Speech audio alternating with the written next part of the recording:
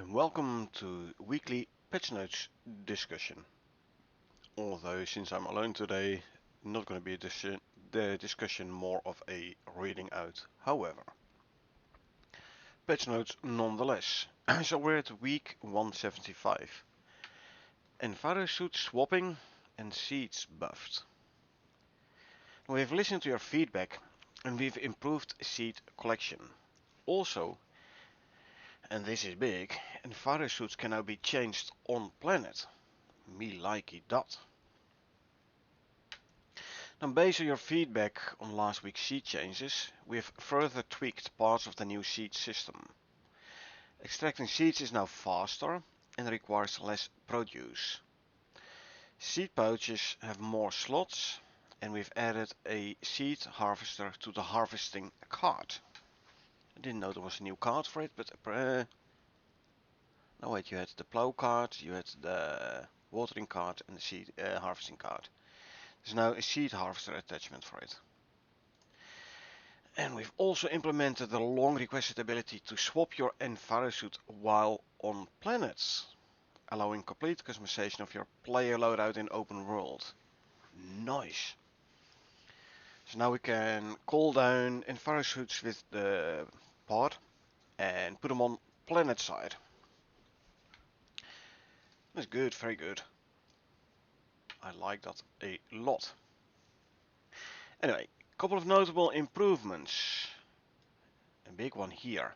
If tamed mounts fall out of the world without freezing correctly, so you were away, you run back to your base and the base loads in and the mount then falls through the world, they will now attempt to teleport to the owning player if that player is online, or otherwise to their last grounded location. So mounts should no longer be falling through the world.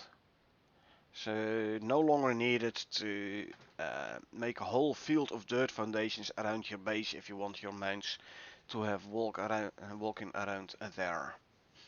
It might be if you have like on my multi-Prometheus open world where I have like a gazillion animals. It might mean that when I come back to the base, all of a sudden all those animals teleport to me and I'm in the middle of nowhere with sheep and chicken and everything around me.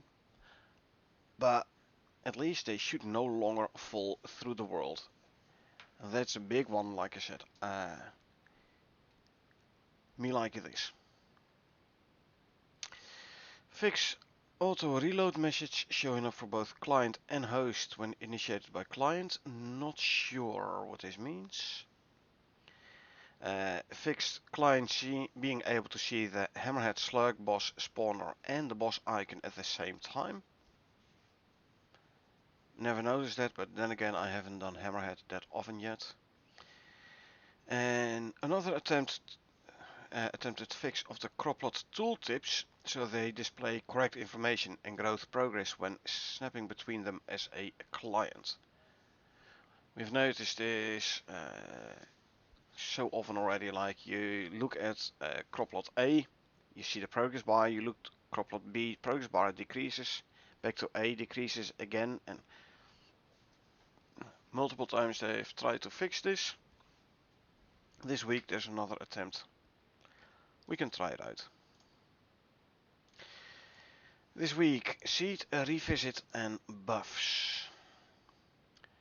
So last week we wanted to ensure that seed amounts throughout early, mid and late game were meaningful and give players more options to opt into a larger seed stockpile when they want to start a farm. A lot of people were complaining like, you can't get no seeds no more. Personally, I didn't have this issue.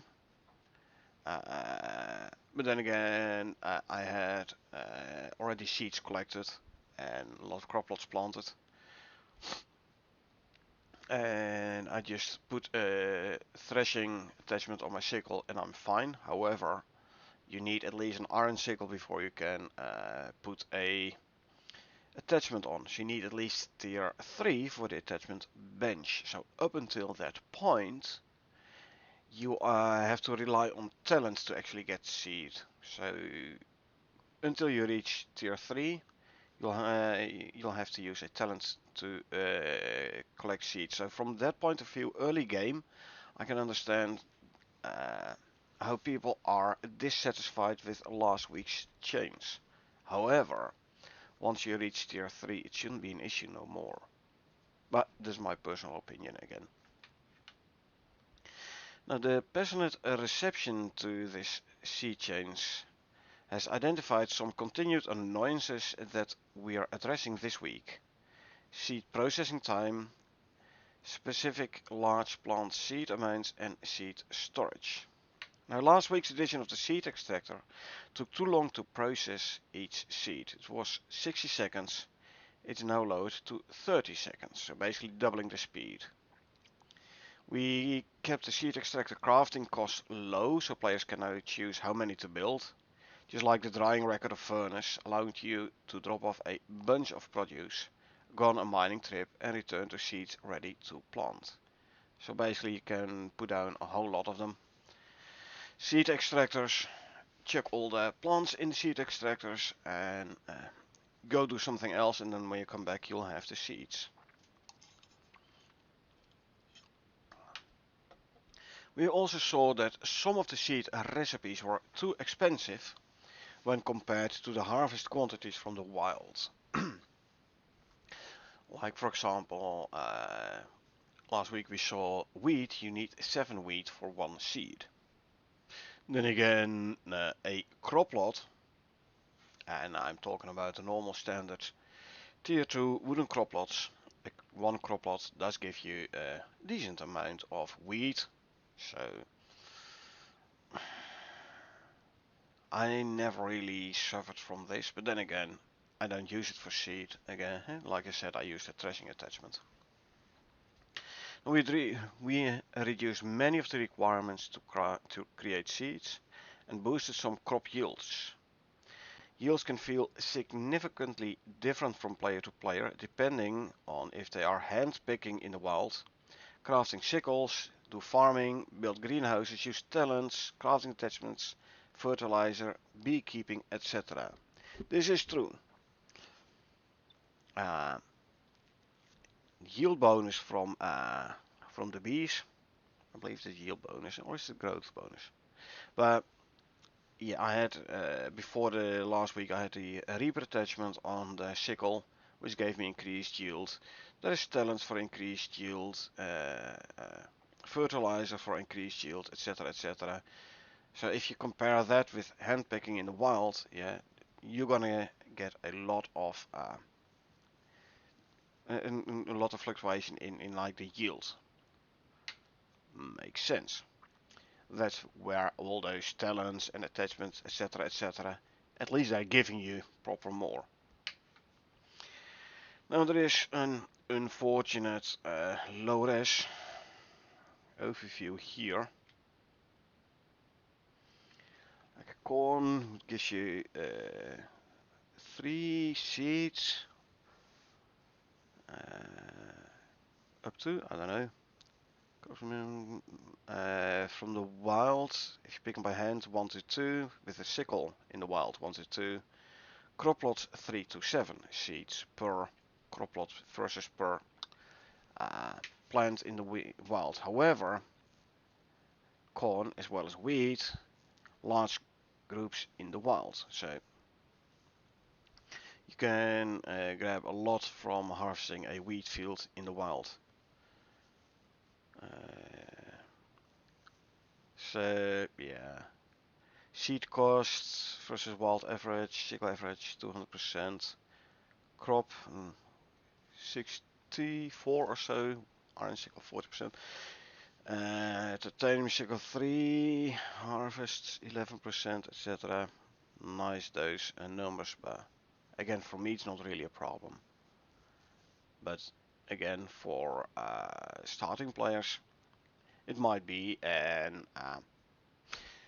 if I would start a new open world it might be a different experience for me as well. However, let's continue.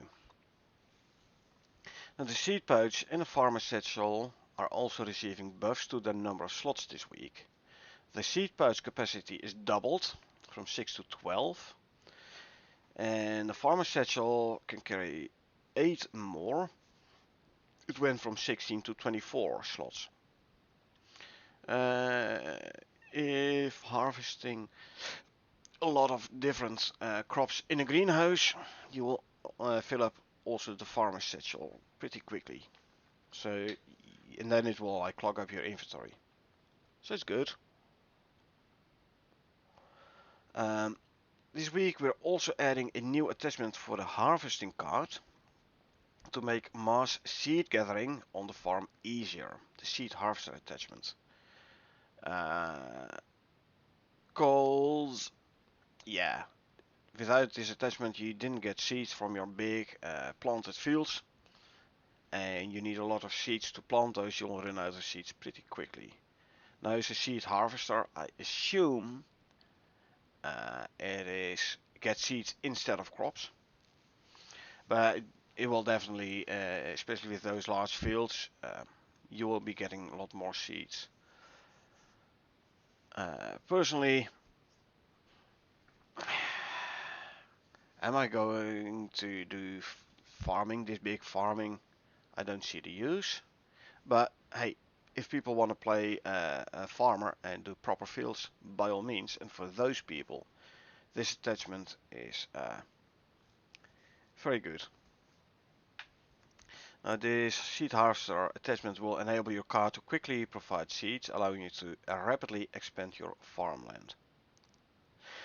As always, our continual aim is to improve the game as a whole for both new and old players.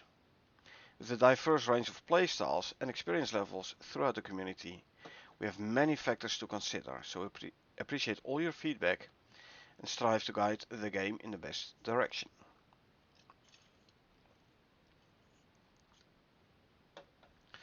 This week, equipable Envirosuits. A major change this week allows players to bring multiple Envirosuits from orbit via the orbital exchange interface and replace your current Envirosuit planet side. Me likey.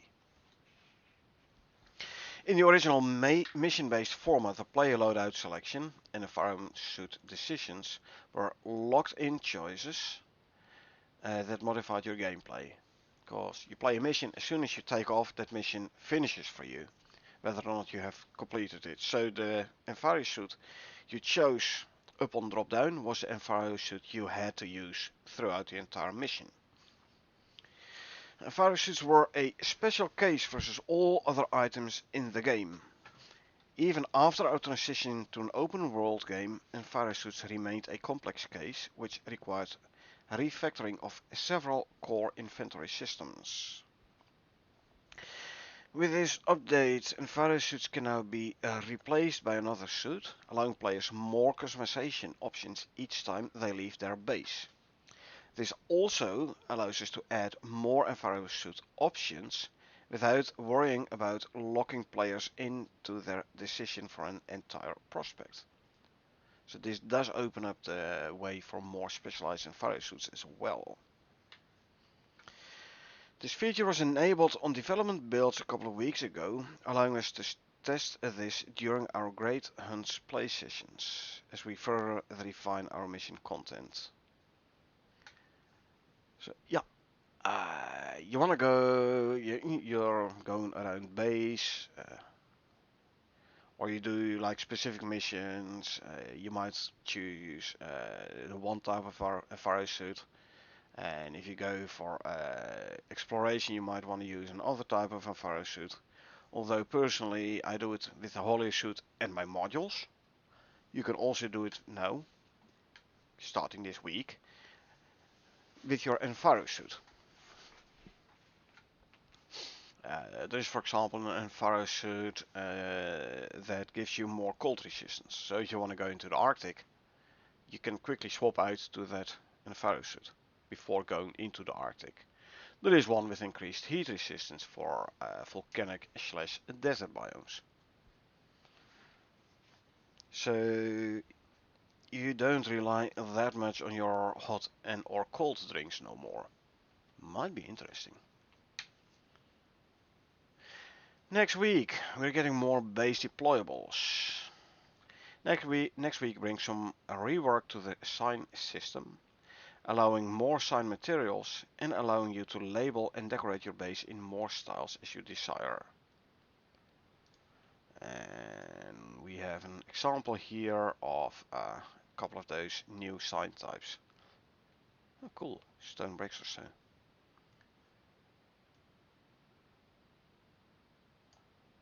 Tombstone. Here in these brick rims as well. Ah, some interesting new ones. And we're continuing to work on a Great Hunts and Dangerous Horizons. The Great Hunts, which is going to be part DLC, part 3 update. Dangerous Horizons, which is going to be the next big DLC new map, with plenty of map and mission work underway. Find out more next week. Now, your support makes these updates possible. Icarus Pets bundle, you saw me like using some of the stuff from here, some extra fancy food and water troughs, the racing saddle. You have some extra dogs and cats variants, all in the pet companions and in the creature comfort packs. And the zebra rescue mission, which is the only way to give you the zebra as a mount. Zebra, which is a heat resistant mount, the only one in game currently.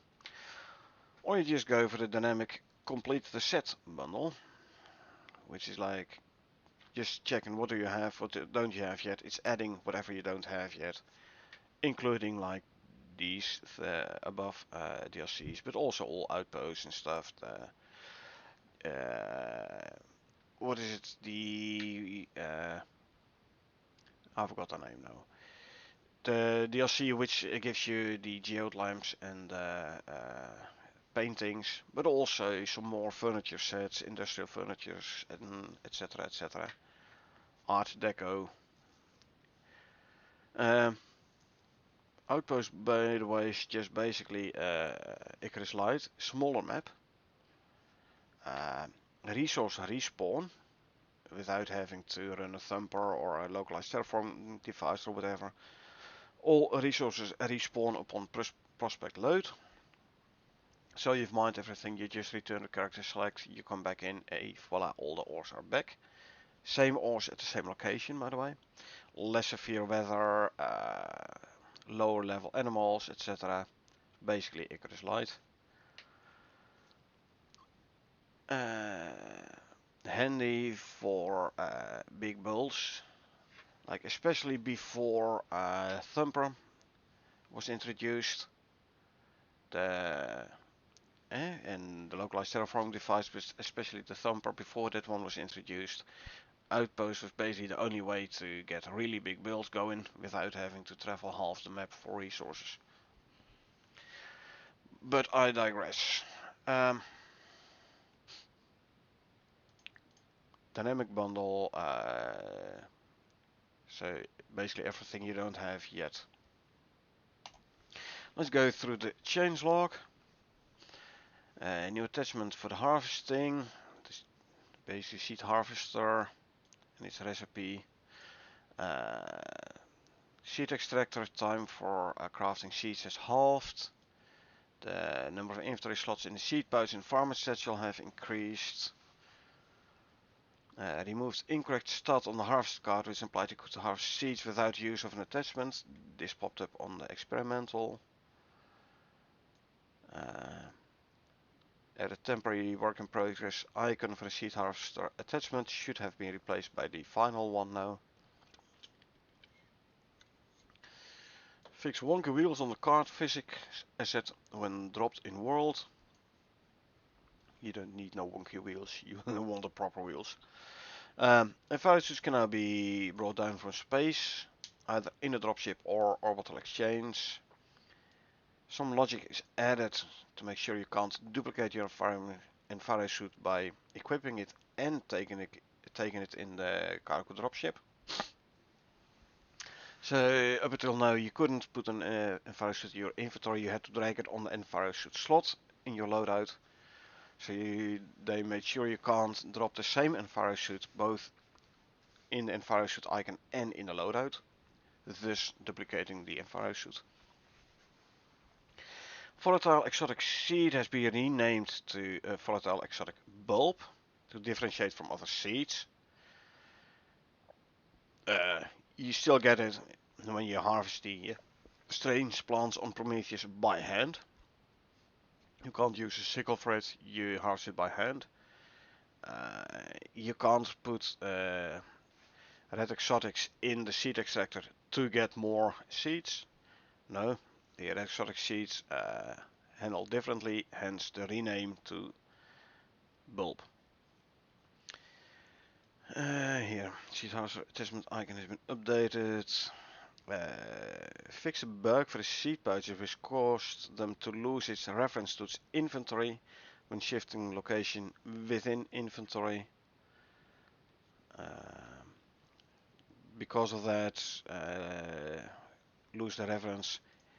If you put the seed pouch from a hotbar into inventory, seeds no longer went automatically in the pouch. More work on the pouch. Icon shown how many seeds wasn't updating correctly and never really saw an issue there. But dropping the seed pouch straight onto the ground doesn't remove the reference to that inventory, so all seeds would teleport to the seed pouch that is not on your character. You could actually exploit this, you know. You have one guy in base and one guy out harvesting. The harvester like drops a seed pouch at base, then goes out harvesting, and seeds automatically teleport to the pouch still in base, and the guy in base can then pick the seeds up. Do make sure you pick the seed pouch up before it disappears though. Anyway, they fixed that exploit. Automatic seed pouch drop would only work with the first pouch placed in your inventory. All subsequent seed pouches will need to have seeds manually placed. Seeds going automatically into the pouch.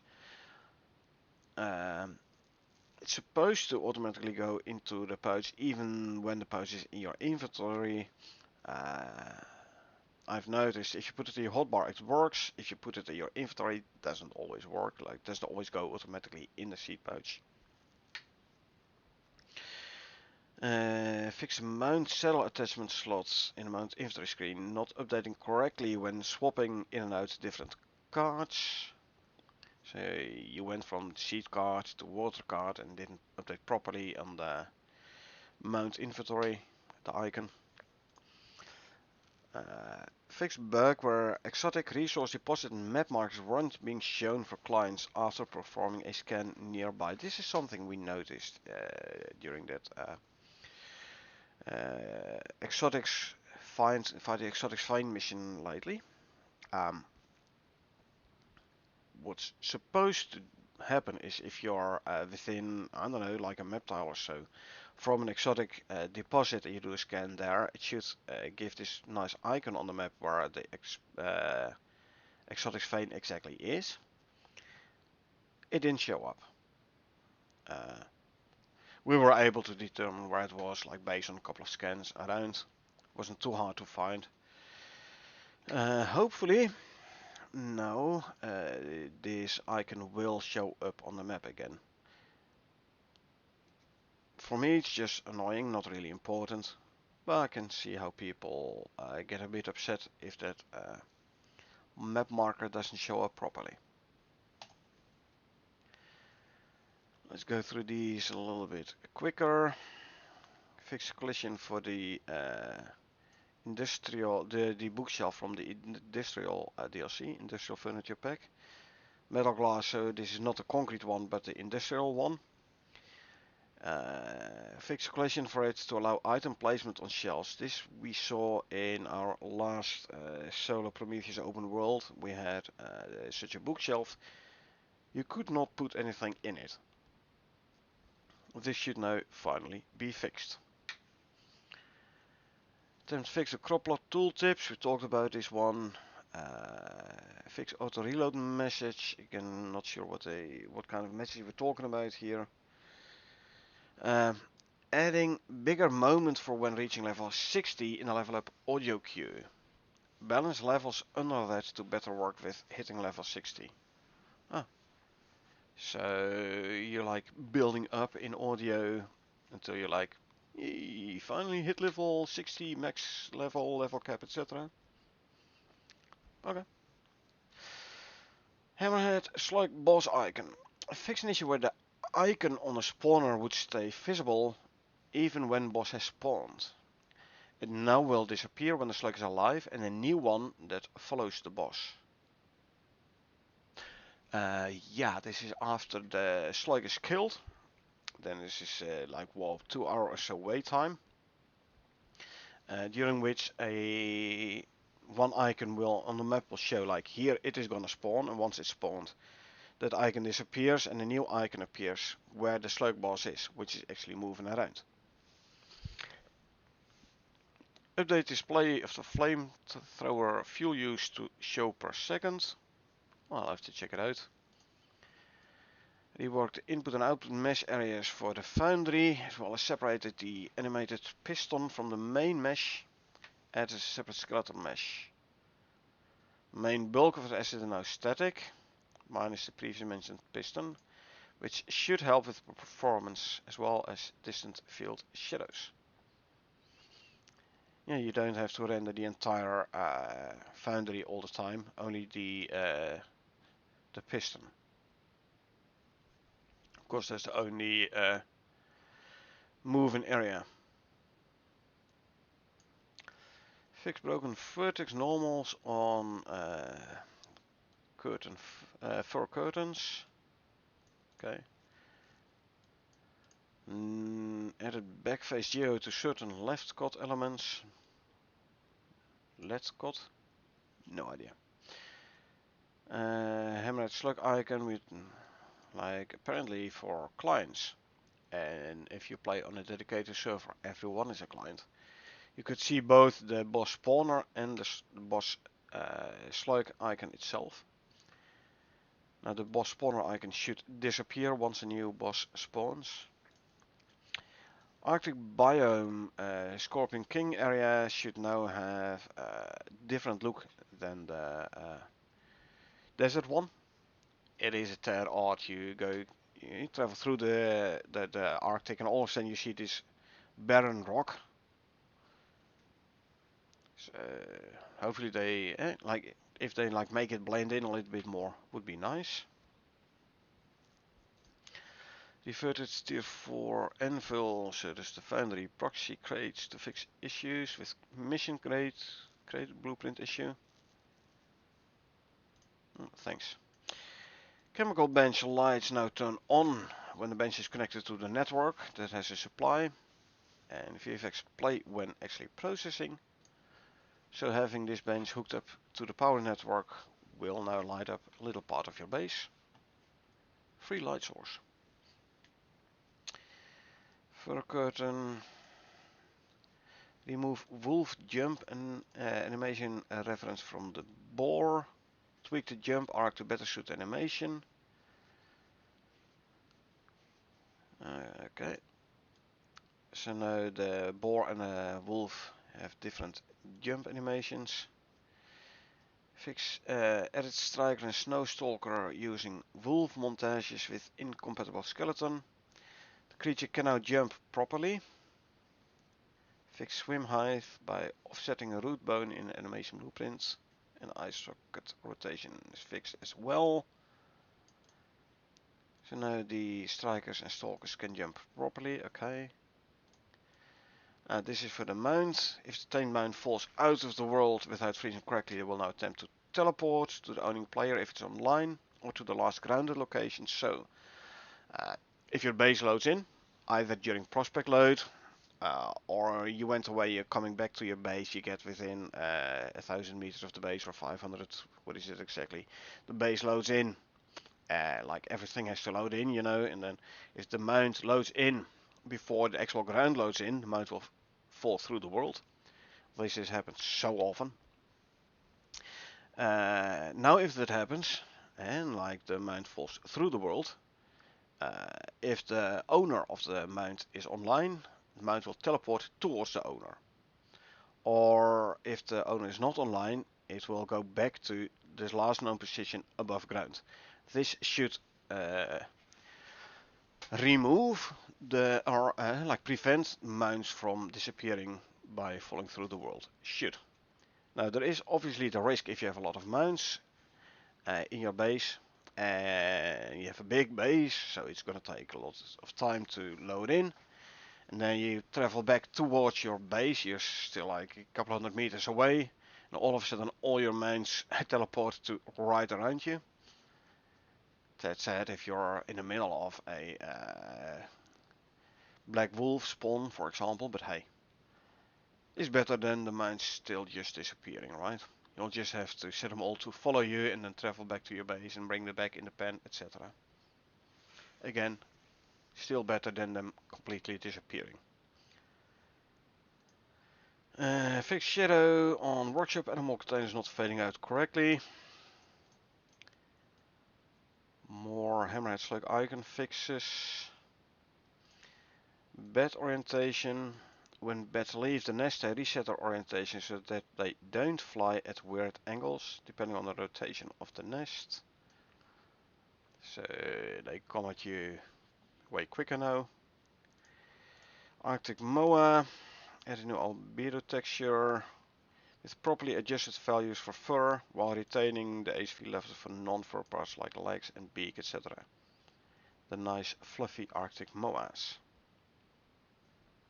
Then some future content. Okay, let's go around it and see for some interesting stuff. Ice Mammoth, Rime Tusk, cold area. So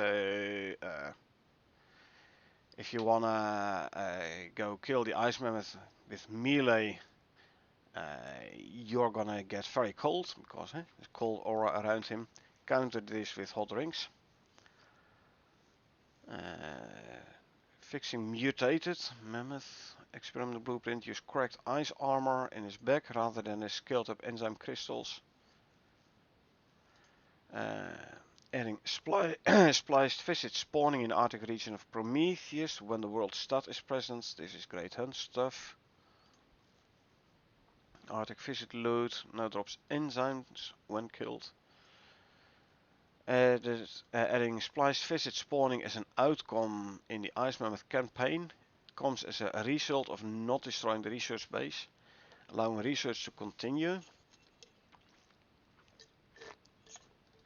Looking at this, looks like this mission is going to give you a choice. Like, do you want to destroy the research base or you want to keep it alone?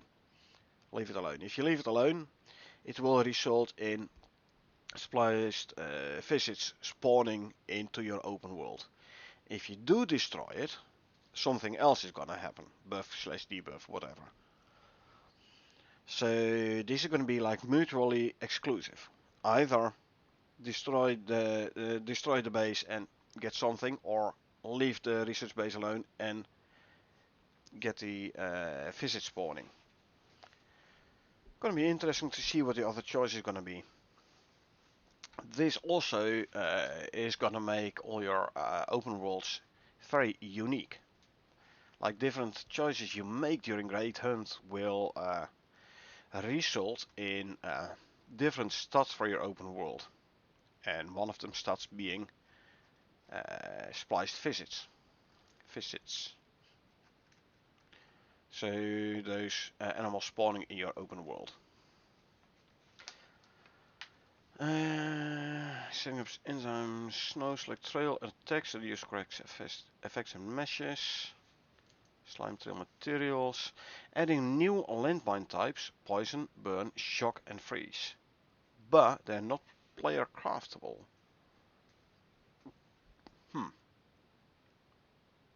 Will we be able to get them from the workshop? Or is this like a specific mission only item where you can then like defuse and collect them? Like Carl did with the storyline mission we are doing in Prometheus, the swamp base. I don't know. Fixing landmine stats. They were displaying pure damage on the tooltip, but they are dealing explosive damage or poison, burn, shock, freeze. Let's see. Jape UV scream upon aggro to add more intensity to fight. Well, I can tell you, the Hammer and Slug fight was pretty intense already. Let's see. Adding Sonic Ape Device audio event. Allow Golem lamp to turn on and off. Okay. Adding female to death vocalization. So we are gonna have NPCs dying again. Oh, it was fun. That audio with this one mission we did recently on Styx, where we had to unlock the crater lake. All the screaming and dying in the background was funny. Let's see, any other interesting stuff.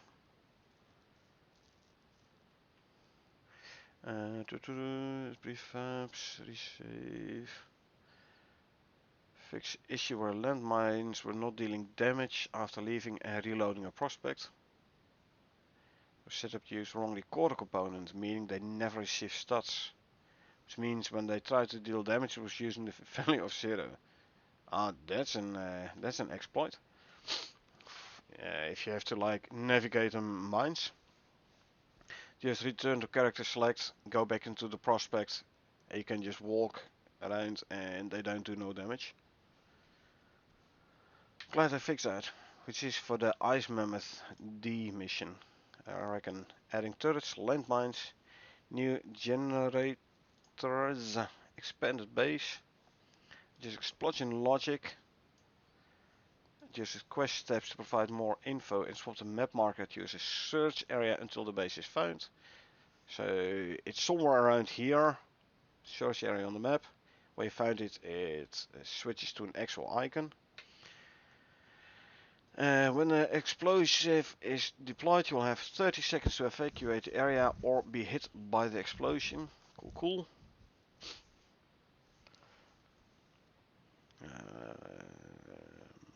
Let's see, updating beacon placement and tracking logic, so it's more of a game and challenge with greater feedback as to what is happening. Maybe like the way, kind of like the way you go about in the null sector of finding them bases, like put down the beacons and you have like the percentage going up until you're like going further away from the base and then percentage stays up at that point. Then you have to go back and try and find where it stopped going up and then go in a different direction from there. It was interesting.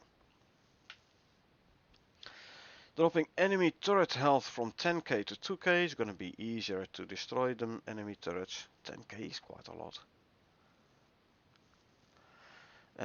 New item for partially digested enzymes, so it can be distinguished from regular enzymes. Partially digested, isn't this in this one Styx mission, I believe?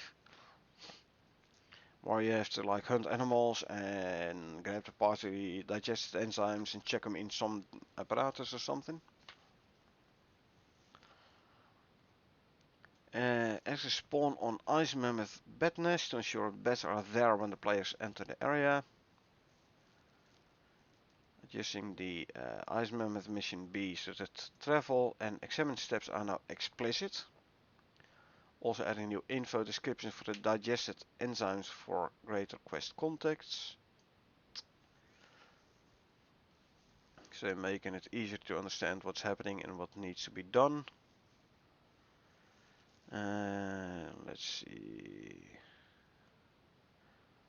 Well, boss button layout changes. This must be on the Great Hunt bench, radio center or whatever thingy. Weather blocker. Added a weather blocker for use in Elysium. Huh. So, are we gonna be able to place like shield generator-ish devices in Elysium, preventing weather to affect the base? If so, it does make me wonder, why is this necessary? Or is this going to be necessary? Or just fun to have? If it is necessary, why? Are the storms going to be that destructive on Elysium? Ooh, that's going to be interesting. I see a lot of possible nice things in this one single line. Cool. Added flightless tank skeletal mesh to the project. Flightless tank?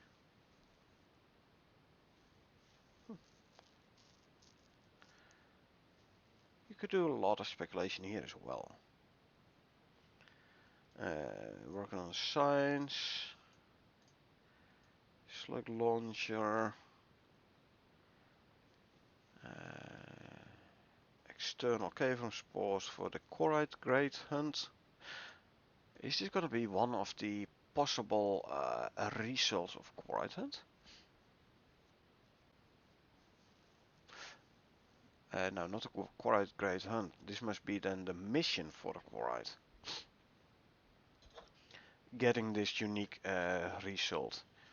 Because if it's not a mission, it's like the normal boss hunt. You can do those multiple times.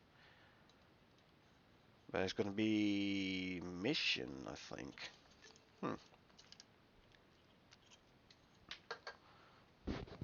The weather blocker in volcanic on Elysium.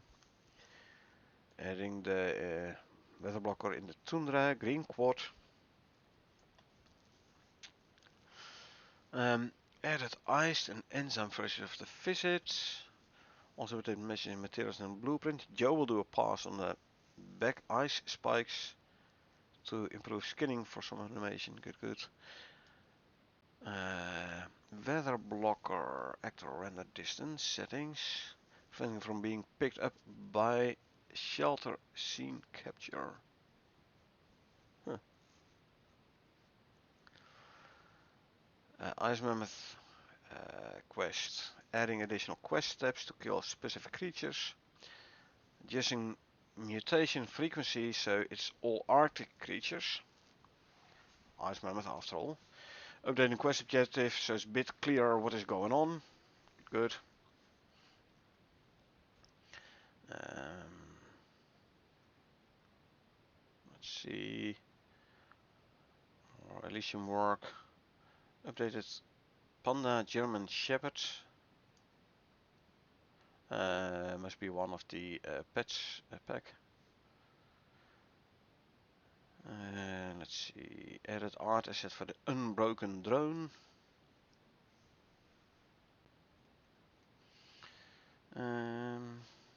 B processing.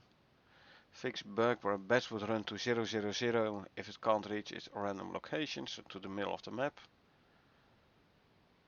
Good thing they fixed that. You want to keep them around and attacking you so you can kill them, etc. Move the blood trail from the first ape mission to the second ape mission. Add additional case requirements to the ape E quest, the fifth quest. Good. So Ice Mammoth mission, adding 2 pre-built structures for the mission, an outpost and a base for the researchers. Okay.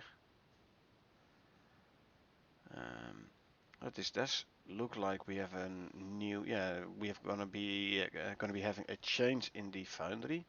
Let's hope the size doesn't change, because I have a couple of bases where I've kind of boxed it in. Adjusting a mission reward to be a raw red exotics instead of purple. This must be one of the Prometheus missions. Or maybe it's the Great Hunt missions on Prometheus. Let's see. Added functionality to new echo device item. So you can switch between targets. Added quest test mission steps. Okay. Ice Mammoth. Number of now slugs that spawn is now scaled by player count. So the more players, the more slugs. Makes sense. New quest, find, stabilize, extract researching while finding the research nodes which help find the weakness to the Rime Tusk boss. Yeah, it's gonna be a big guy, so you definitely want to to have to know the weaknesses.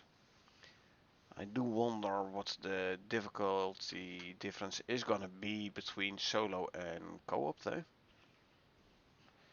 We will see. Up until now I've been able to do all operations solo anyway.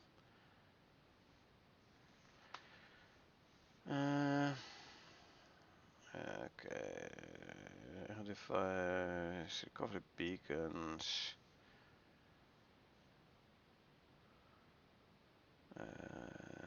There's lots of future content here. The Great Hunt Dialogues is being worked on. Let's see. A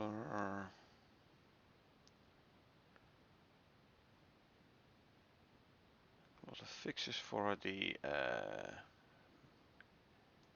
Ice Mammoth mission. And an item icons for Enzyme Elixir and Creature Tracker. New epic creature has been added to Ice Mammoth mission that the player needs to shoot with the tracker. So you collect partially digested enzymes or so to make an enzyme elixir, which you need to make a creature tracker, which you need to shoot into an epic creature, so you can follow it to the epic mammoth. Something to that extent. Interesting. You now have to draw the epic mammoth out to deliver the experimental solution. Adding enzyme elixir used to draw enzyme enhanced creatures. Like animal bait. Okay. But then specific for enzyme enhanced creatures. Okay. Swapping EDS ammo to include synthetic enzymes instead of crystallized miasma. Crystallized miasma is going to be requiring a swamp only resource. So you can't make EDS ammo on Olympus or Styx. Now if you use synthetic enzymes, those you can make on all maps. Good. Adjustments to the Ice Mammoth C2 mission step, so that you need to upgrade the base and prepare the defenses for the next mission instead of building a base from scratch. So you can make use of the pre-built base. Okay, this is going to save some time and resources. Updating the base, it has to be rebuilt in Ice Mission C and Ice Mission D, so there is better placed defenses. Good. Ice Mammoth missions objectives have been adjusted. No longer go for infected, but for enzyme enhanced animals. Icy Mammoth to enzyme enhanced mammoth. Splice visit to enzyme enhanced visit. Enzyme's gonna be an important thing apparently in Ice Mammoth quest. Let's see. Ice Mammoth mission C. Change the mission so you find a facility, hunt and skin some creatures and then analyze the samples. Okay. Trophy skinning items for enzyme enhanced mammoth and visit. Ah, new like special messages, so special trophies as well. Nice. Now the silo, which isn't in game yet. Gotten the mesh updated. Okay. Fix Ice Mammoth Arena entrance spawns player backwards. Wasn't this in previous patch notes already? I believe so, but okay. Let's see. Legendary Sandstorm crossbow movement speed slows on a reload based on the movement speed while reloading. Stats and matching modifier applied. Kinda makes sense. Like reload a crossbow, the normal crossbow, planet side crafted and workshop ones, also slows you down a bit. So it's going to be the same for the sandworm one.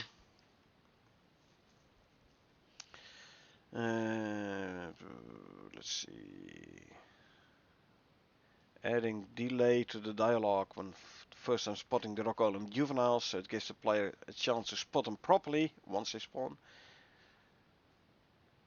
So it's like not like you hear it and then you see it. No, you see it and then you hear the audio dialogue. Hey, look, what is this thing? Let's see. What is that? Person names. Get new fireplaces. The clay brick grey and the clay brick red. Fireplace, the chimney extension and chimney cap. Clay bricks grey and clay brick red. Nice. It's gonna be a Prometheus exclusive build, clay, unless you get clay as a resource pack on other maps. But we'll have to look to see how it looks compared to the Art Deco one. But okay. Great Hunt Ice Mammoth C3. The mammoth now disengage and runs away to arena location after being hit with bullets. So you have to track it, then you shoot it with a bullet and it runs to the arena. You follow it to the arena and there in the arena it's gonna be like, okay, now here I'm gonna take my stand and I'm gonna fight you. Interesting. Yeah, those were the patch notes for this week. Seeds. They made a bunch of the seeds cheaper. The seed extractor speed has increased, has doubled. Mounts shouldn't fall through the world no more, in theory. And Envirosuit should be able to be swapped out on planet. Mount falling through world is that hard to test, because there is no reliable way to trigger it. We can have a quick look at the seed recipes though. We can craft some seeds in the extractor, see what the speed is, and we're definitely gonna be able to swap out Envirosuits. Now yesterday I did forget to take my spare modules out of my inventory to see whether or not it affects the whole inventory shuffling around, unfortunately, but yeah. Maybe if I remember I will put them away after the subsequent gameplay session. Subsequent gameplay session will commence in 10-15-ish minutes. Will be a normal solo sticks open world. We'll test out the Envirosuit, we'll check the seeds, the seed extractor speed thingy, and do some normal playing as well. So these were the patch notes. Every Friday at 2000 hours, so 8 p.m. Central European time, which is 1900 GMT. I'll be doing subsequent gameplay in a bit, like I said. I will be doing that in a new stream though. So in the meantime, I hope you enjoyed watching me go through the patch notes. Hopefully next time Echo will be here again and then we have like a proper discussion again. But unfortunately she couldn't be here today, hence the reading out. Still, I hope you found this useful. I hope you enjoyed it. Thanks for being here, appreciate it. And I will see you folks in some 10 to 15 minutes for the gameplay.